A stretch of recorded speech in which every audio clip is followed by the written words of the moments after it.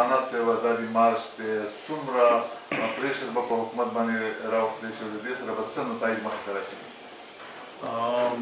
په دې ازادۍ مارچ کې موږ هم شرکت کوو او ډېر بړپور طریقې سره کوو. پریشر خو حکومت باندې اوس نه دی او دا کوم طریقې سره چې یا په میډیا باندې دا قدغنې ولګاو یا دا نور چې کوم اقدامات اخلي دې نه پته لګي چې پریشر پرې راغلی دی. دا خو ښه ده چې د های کورټ چې دی هغه یو فیصله وکړ چې بهی لارې به نه بدلوي. کنې دوی خو کنټینر یې په هر ځای کې ایښي دي او دا کنټینر زما په خیال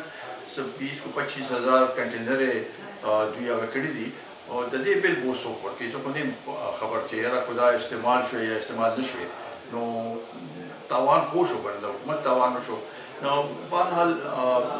پریشر پرې ډېر دی او دا یو داسې مارچ دی چې دې نتیجه به خامخا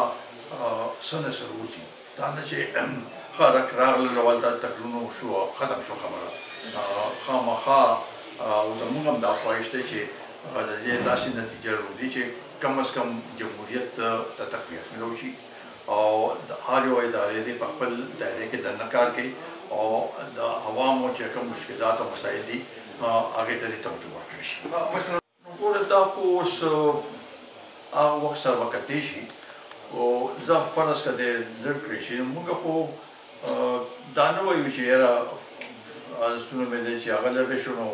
په بل څوک راځي او یو داسې حکومت جوړېږي چې هغه د تیر شوي الیکشن هغه کې تحقیقات کوي مکمل طور باندې او د هغې چې څه نتیجې کې چې څوک چا پکې دې کې ملوث دي د هغوی خلاف هم څه کاروایي پکار ده او هغې نه پس بیا یو داسې هغه ورکینګ هغه جوړول پکار دي چې الیکشن دوباره په دې ملک کې وشي او هغه د پاک شفاف الیکشني چې چاته اعتراض نه پاتې باندې پارټۍ د طرفه هغسې کارکونان ورسره میلاو نه شو. تاسو څه ګڼئ چې کوم د خیبر پښتونخوا چې کوم قام پرستې ډلې دي لکه تاسو شو اسفندیارولي شو تاسو به څومره په دې کې بھرپور شرکت کوئ د مولانا صاحب سره؟ یو خو زما په خیال دا په لومړني ځل باندې دی چې د کراچۍ نه واخله تر دې ځایه پورې د بلوچستان والا خلک هم راغلي ګلګت نه را روان دي. نو دا یو منفرد یو هغه دی مارچ دی داسې چې ته مخکې شوي نه دي. مخکې خو د لویډز والا تاسو ګورئ نه لاهور نه روان شو په نیمه لار کې هغه شو نو ډېر منفرد هغه دی او مولانا صاحب په دې کې ډېر کار کړی دی. زمونږ دلته چې دی مونږ چې یو ځل هغوی سره په دې اے پي سي کې مونږ یو شریک یو نو دا فیصله شوې ده چې په دې هغې کې به حساب کوو مونږ بھرپور حساب او انشاءالله تعالی سبا به تاسو زمونږ خلک هم وګورئ چې ښه جوش او جذبې سره به زمونږ مین یو هغه به چاسدې انټرچینج سره بیا صوابیا کې بیا په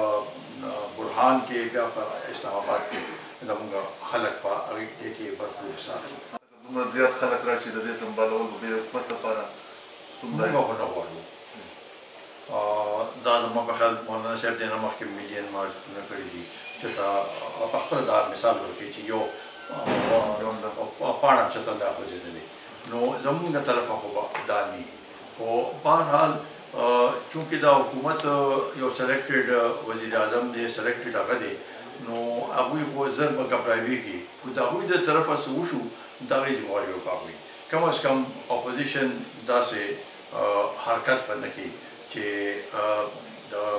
قوم څه املاک ته نقصان ورسي یا څه بل څه داسې حرکت وشي او نه موږ تشدد غواړو.